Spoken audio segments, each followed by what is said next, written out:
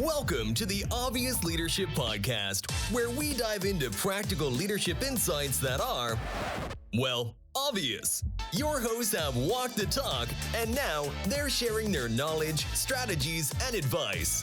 Let's jump into today's episode and explore the world of leadership with your hosts, Joey and Omar.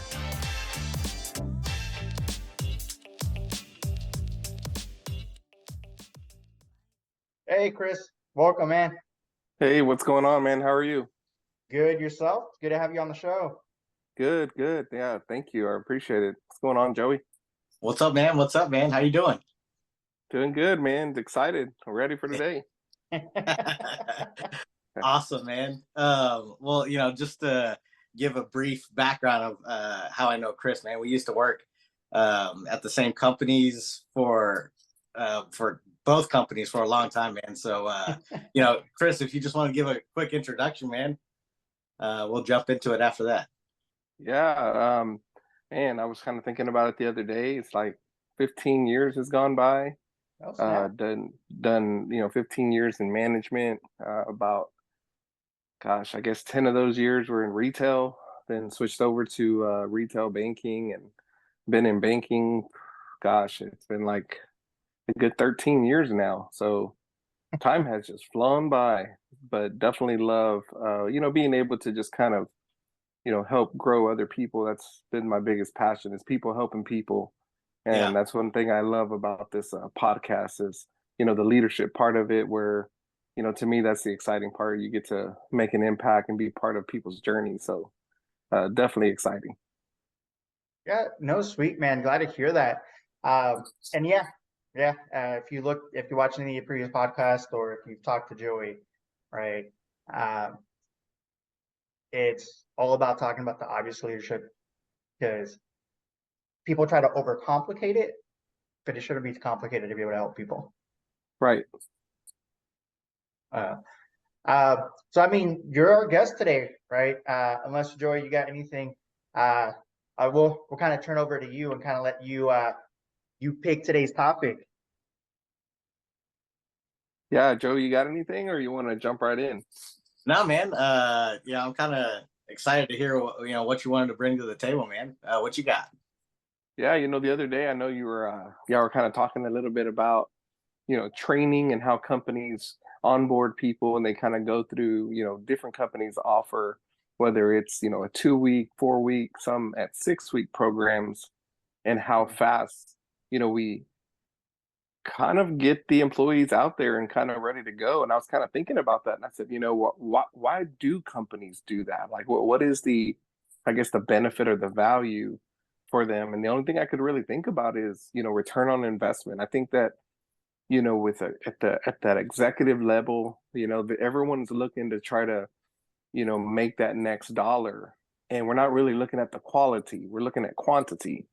And so, in my mindset, I was just kind of like, man, we could be doing things backwards. I think it's important to we know turnover is going to be there, and that's, whether that's promotion, transfer, what have you.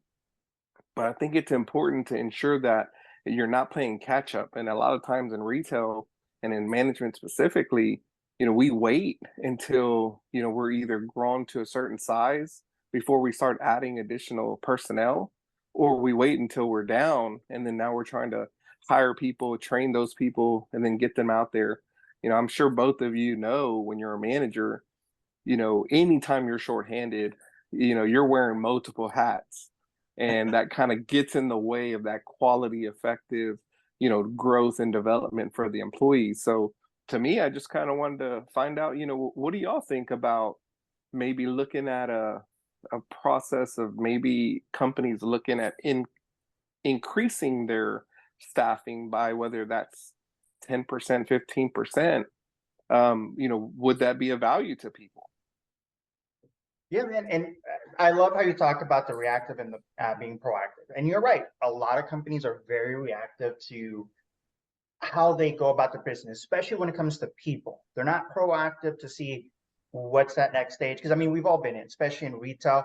Fourth quarter, you see a tremendous amount of hiring just to see a bunch of people being let go. Maybe short hires, that kind of stuff, come first quarter, right? And you see that a lot. And so I'm out here with my family, right? Obviously, if you watch last podcast, you understand why. But my family is big in the trades, right? We have a business out here, very successful out in California. And we were just talking about this. And if you think about it as trades, right? Tradesmen, journeymen, you have an apprenticeship. That apprenticeship is not 6 weeks long. You're talking about years, typically, anywhere from 1 to about 5 years before you can be a master of whatever your trade is, right? And they have an expectation like, you're going to come in, we're going to teach you the ropes. Even if you have some experience, we do things a certain way here, so you got to learn it so that you can be up to par with what we're doing. And we're going to help you out along the way, right? Obviously, if you ever worked in trades, you know that there's a different kind of culture. It's not always the nicest, right? So when you mess up, they will tell you you're messing up. Yeah.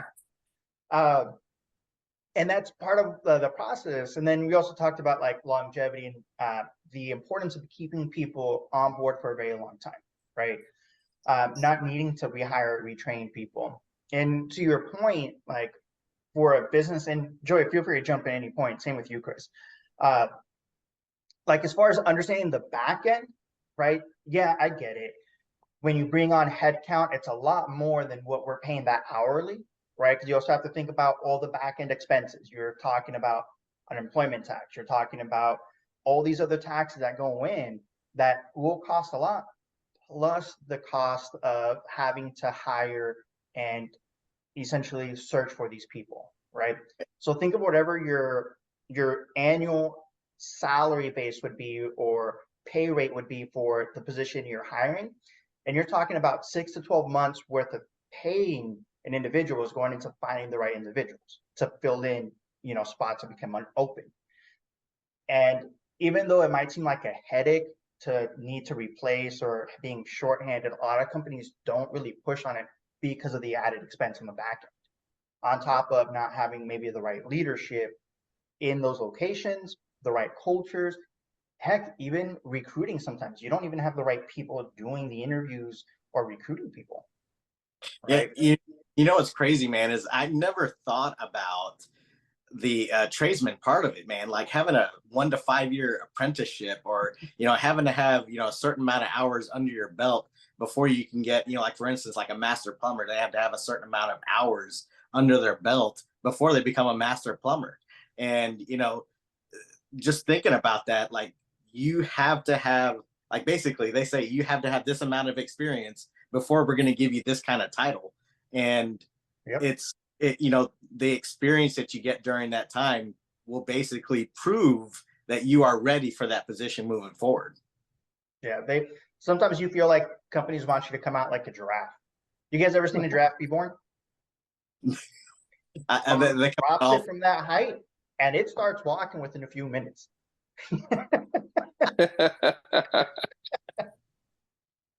All right. And so that's what it feels like sometimes. It's like, all right, we got somebody for you, Chris. We expect them to be hitting quota in a month. Right.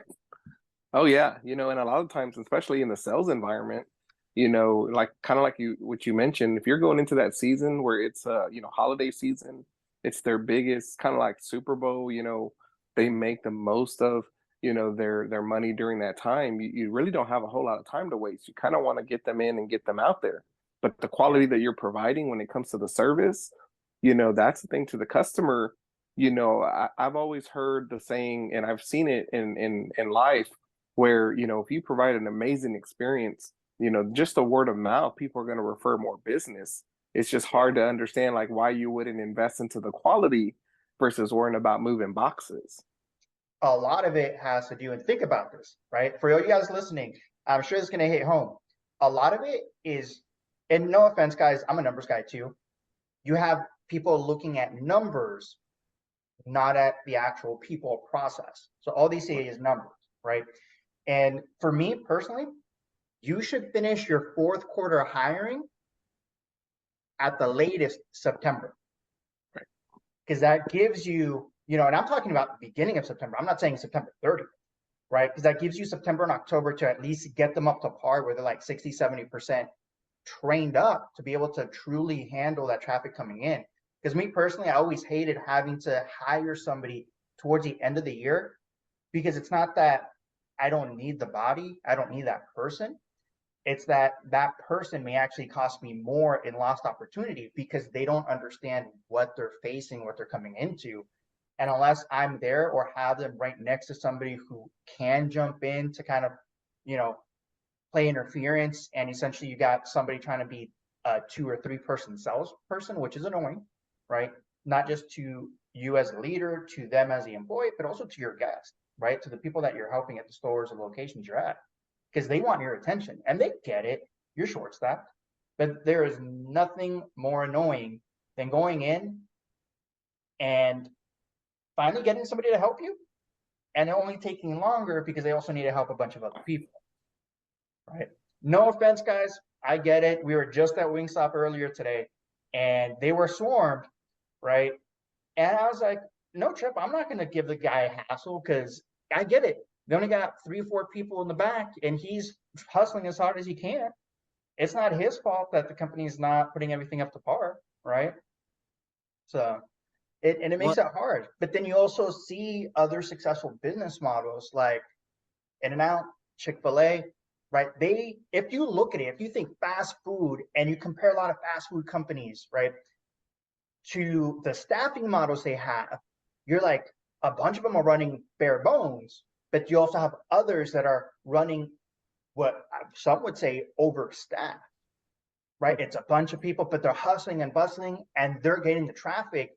And to your point, Chris, it's almost like a word of mouth, because we know those locations are going to be fast, even if they got a long line, right? Or the quality is going to be good where, all right, cool, I'm willing to wait like a few extra minutes because I understand everybody and their mama is in line right now. Yeah, I mean, I feel like, one of the things that I expect whenever I go to Chick-fil-A, like I heard a statistic the other day that kind of made me upset. It said that Chick-fil-A has the longest lines when it comes to fast food, right? They have the slowest drive-through times. Yeah, which is offending to me, because I feel like when I go there, I don't have the impression that I'm waiting very long. Like, they have a great process for getting those people, through the drive-through, man. Like, there's people standing outside taking orders next to the big sign with a speaker. Like, that to me is like, that speaks volumes. You know what I mean? Like how much they believe in people to take care of their customers, that they don't see them as a as a number that's eating up labor. They see them as a value to provide a service to customers. Yep. Yeah, and even then, if you think about it, most companies would probably have just that one person taking the order and then obviously going to the window to pick up their food. However, for Chick-fil-A, the amazing thing is they have, not only 2 lines, they have multiple people out there. They have another person taking cash. They have another person delivering the food. I mean, they have people everywhere. Yeah. And it just goes to show that people want service. People are willing to wait and they understand quality. And to me, from what I understand, I mean, even though they're open 6 days and close on the 7th, they still do a large volume. So they're doing something right. Yeah, and I know that when they hit the national spotlight, that was like a big one. Like, how could you be a fast food chain that's closed on arguably a very busy day for fast food restaurants when a lot of people are, right? But it definitely does. It's part of a process. They have a system in place. And their whole training system is a different topic completely that I can tell you would probably take like a few episodes to truly cover. I have a couple of friends that work through them. And it's amazing. And they definitely have a lot of different benefits available to their employees. But that's the biggest thing, is you're taking time to invest in people and you're doing good by your employees, by your team, which wants them to perform. And by them wanting to perform, that equates to the quality that guests are getting, which gives them a much better experience to what they're used to somewhere else. So I've got a question, man. This just came to me when you were saying that they're closed on Sundays. Like, when we used to work in retail, Sunday was a busy day for us, right? And there's a lot of staffing hours that are allocated to that day. Yep. What Chick-fil-A is doing is that day for those hours that would normally be allocated to a normally open day, they're distributing those hours throughout the week, and possibly translates to a a more enveloped experience for the customer, right? Because you've got a whole bunch of workers around the customers. Yeah, better coverage. Yeah. You know? And that's a big thing. And it helps out with training, it helps out with new people. And then obviously if you're new, they're not going to throw you on the fryer day one, right? There's a training process you're going to go through. And when it comes to like sales, that's the biggest thing. And trust me, back in my day when I first started, I was in one of those organizations where you had a 2-week training period, which was a bunch of online learnings, right? But it's like, yeah, we need you on the floor. We got people, like, come on, like, get that. We'll figure that out. Like, I'll give you the answers, right? Get out here on the floor. We need you now. And it's like you're throwing them out, and it's like it's a sink or swim situation. And obviously, if you need a job, you're going to do what you can to, to try to make it. But it's a very bad experience, not just for you as the employee, but also for the people coming in, because they understand this person has no idea what they're talking about, right? So unless I know exactly what I want and they're just taking an order, they're not going to be able to help service me very well. And the lost opportunity that we have as an organization is tremendous, because now this person for a fact likely doesn't know how to bring up certain things. Their frustration and not knowing the system, navigating simple things. It doesn't matter how great of a salesperson you are. The majority of salespeople fall into their own victimization of getting frustrated with systems, right? It takes some time for an actual person that's tenured as a seller to be able to overcome that and make it an easy process where the customer has no idea what the hell's going on. Yeah. Right. Well, like something I'm thinking of solutions, right? Like, what can people do that are in this particular situation to overcome, like the knowledge gap, right? And like, I'm thinking to myself, like, if I was in this position and I was trying to solve this, what if we allocated, like, okay, so let's say there's a 6-month period, but we need you to take 2 weeks out of that 6-month period to shadow somebody, one of your coworkers, one of the people that you admire as far as for performance, and take that week to learn from them, right? You get a break in your performance, but we're giving you that time to grow yourself and, establish a connection with that person and learn more about what they do and apply it to what you can do. I feel like something that I have kind of learned these last 2 years is, in all the companies that I've worked for, you usually get this, whether it's a 2-week process to do onboarding, and then you go to this specific training, and then you get thrown out to the floor.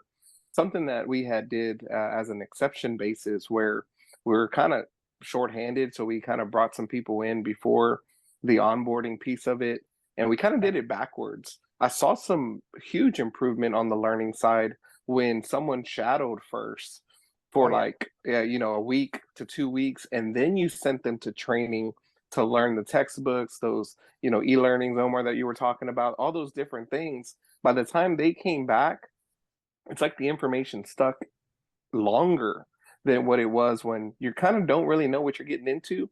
You're learning so much information, it's information overload. By the time you get out to the floor, you done forgot probably majority of the curriculum and the knowledge. And so now you're trying to play catch up.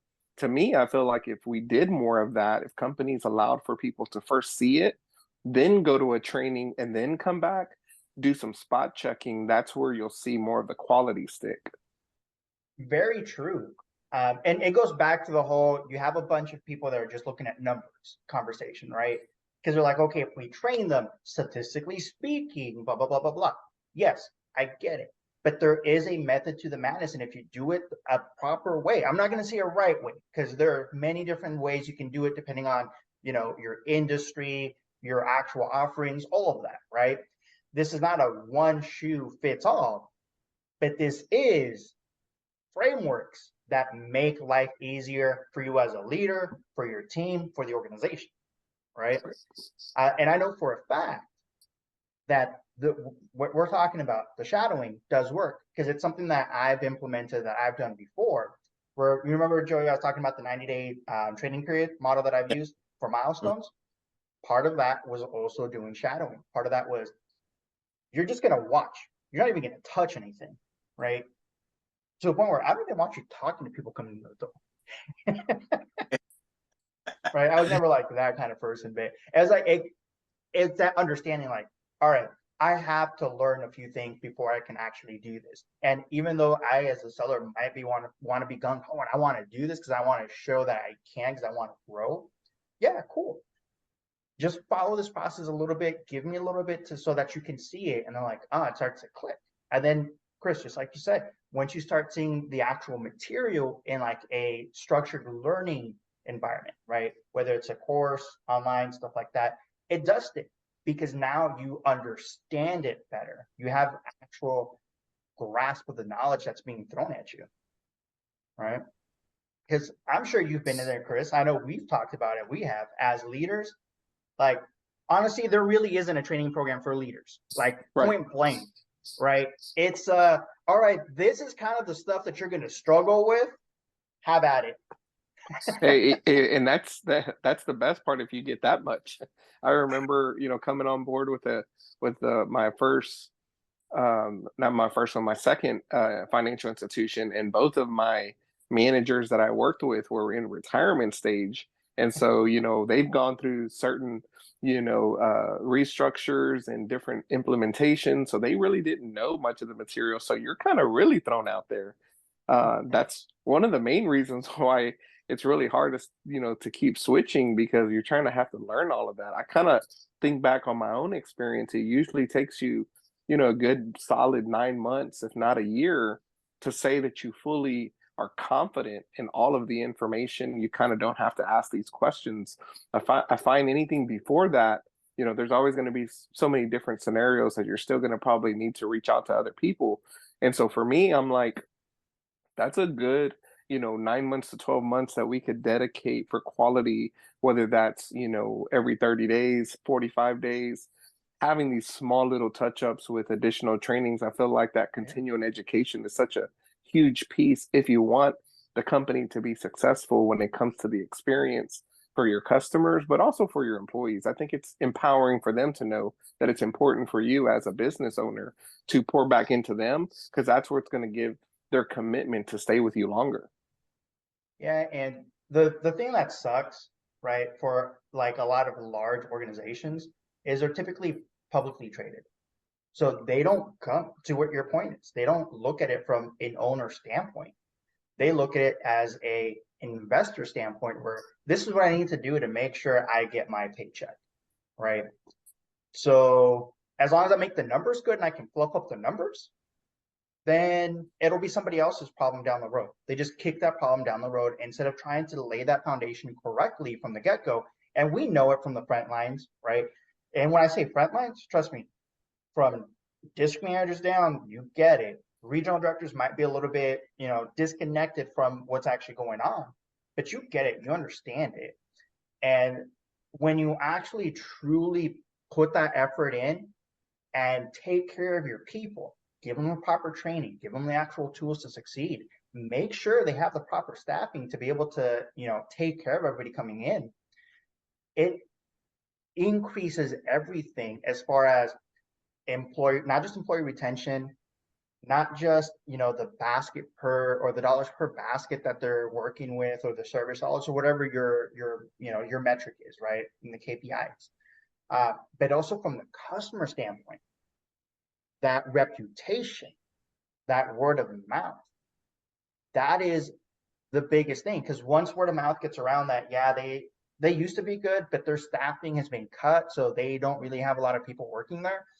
It's like, yeah, the company might be getting you to try to do things more online, which can help, but there's still a disconnect. There's certain things that can't truly be communicated very well online. I remember a long time ago when I was working at AT&T and I went through their training, corporate AT&T, right, for the wireless. I went through training, and this is in 2007. And the guy that was training us, he's like, yeah, you guys are going to be out of a job soon, right? And this is 2007, okay? And we're like, what do you mean? He's like, yeah, they're developing this table where you put your cell phone on the table, and it gives you all the different options for you to upgrade, right? It'll ask if you want to add a line. It'll ask this and that, right? So there really is going to be a reason for you guys to be here. But at this junction, we still need people working, right? And obviously, if anything, if you can't tell, there are more cell phone stores now with people working in them than there were in 2007. And there are sales happening online. Don't get me wrong. There are sales happening online where people are buying stuff online, but there's still sales happening in person that are becoming more profitable, that there are uncovering additional needs. And when you have the right people trained, and not even the right people, when you have people trained properly, you can really take advantage of that and help everybody around. Your customers, your guests, your employees, you as the organization, right? Well, I mean, let's be honest, right? So if somebody was to open an account online or go online and take advantage of a service, right? And if that online prompt says, hey, we'd love it if you recommended us to a family friend, you know, there's not that personal connection there for that customer to want to refer them to somebody. Like, you know, there's something to be said about having that personal interaction, right? And that comes with experience. And that's where I think a lot of the training leads to. We need to get the people up to speed. And that does take 9 months to a year, I think, fully sometimes to get that process down, you know? Yeah, to your point, Chris, right? To be confident in what you're doing. Right? Yeah, I think ultimately, you know, no matter what kind of industry you're in, people just, they want to talk to someone. They're looking for advice. They're looking for direction. They're looking for someone to be able, whether it is a cell phone, to refer and the things that they may need by uncovering through those asking, you know, questions. I feel like that's something that just won't ever go away. You can put as much stuff as you want on websites and online and, you know, this digital technology, and that's all nice and it's there for an additional channel. But at the end of the day, I still feel like people want to be able to speak to someone. And if you have the people and they're trained properly, then, you know, I remember in retail, people would come and wait and stand in line and just, you know, whether it was 30 minutes, 45 minutes, and say, no, I want to speak to this person specifically. And, you know, you weren't going to change their mind. And so to me, I feel like, what's going on, right? They're going to help. And guys, social freaking media, right? When we're talking about people still want to connect, social media, like right. If anything, that's shown that the human connection is still more important, right, than anything out there. It's like, yeah, like that still hasn't changed. It's still like an innate aspect of our lives. We want to interact with people because they understand us better. And maybe it'll get to a point where AI will be super smart and it'll have actual conversations like people do, right? And it'll understand point A to point B with all the changes in between like people do, right? Until then, your people are still going to be very important. Use the tools available. I'm not going to say don't do anything in the digital age, obviously, right? They're there to assist you. You guys are probably going to see a bunch of our stuff as far as like shorts and advertisements for our podcast. Use the tools available to you, right? It's there to make things easier. Don't deny it. Learn and don't reinvent the wheel, innovate the wheel. Yeah, well, you need to learn to apply it, right? Apply it in the right way, because AI used in a correct way, well, I think will only get you at a shallow depth, right?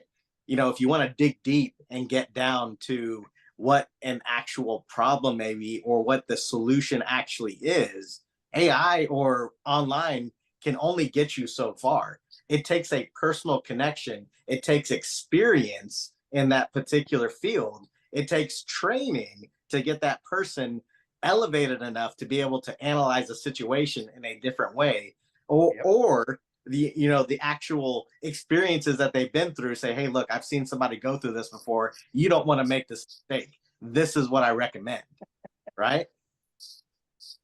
Yeah, man.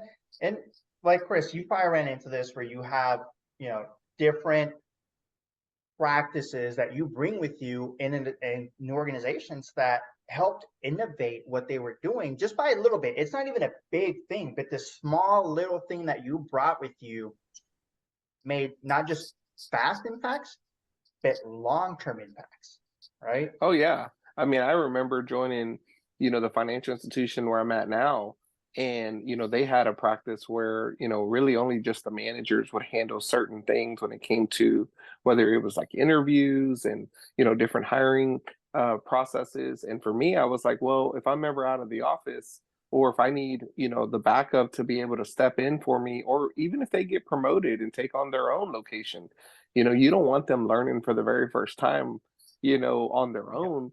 So, those are kind of the things to where as leaders, it's our responsibility to recognize, that, hey, we've been there, kind of a lot of the leadership things that I do now, I take from just my own personal experience. I wouldn't want for anyone else to experience some of the challenges that I face. So I spread that and I say, hey, this is kind of what's happened to me. I don't want you to go through that. Let me help you and kind of expose you to some of those things now. So when you are in that position, you already have some experience, because that goes a long way. Yeah, and that's you helping train your people for the future. Because at the end of the day, you probably heard me say this. I want to train people to replace me. Because if they can replace me, that means I'm doing my job. They're going to be a leader, whether it's at this location because I'm getting moved to a better location or to a bigger district. But we are growing and everybody's getting developed in the proper way. And it takes time. And being thrown into a leadership role is not where you throw your best salesperson in that's never had any leadership experience with leading a team of people, right? Sometimes your mediocre people are actually some of your best leaders because they can understand other people better and be able to see what motivates them and where maybe let me move these people around because this person is better during, in this department or in these time frames or whatever the case is. And now those small little changes are maximizing everything and increasing revenue by a remarkable amount. So what I hear y'all saying is that a leader breeds leaders, right? You grow them up from the weeds, right? You basically expose them to a lot of things that they need to be aware of, coming in the future, right? If your employee and they're looking for a promotion, you're going to feed them what they need to know for the future so that they can be successful, right? Because honestly, if they get promoted and they're doing a not so good job, honestly, that's a reflection on who promoted this guy. Because who trained this guy? Well, what did this guy learn when he was over there? But I know that I've been in many situations where there's one particular store, right, that has promoted so many people, and there's this network of people that came from the same store.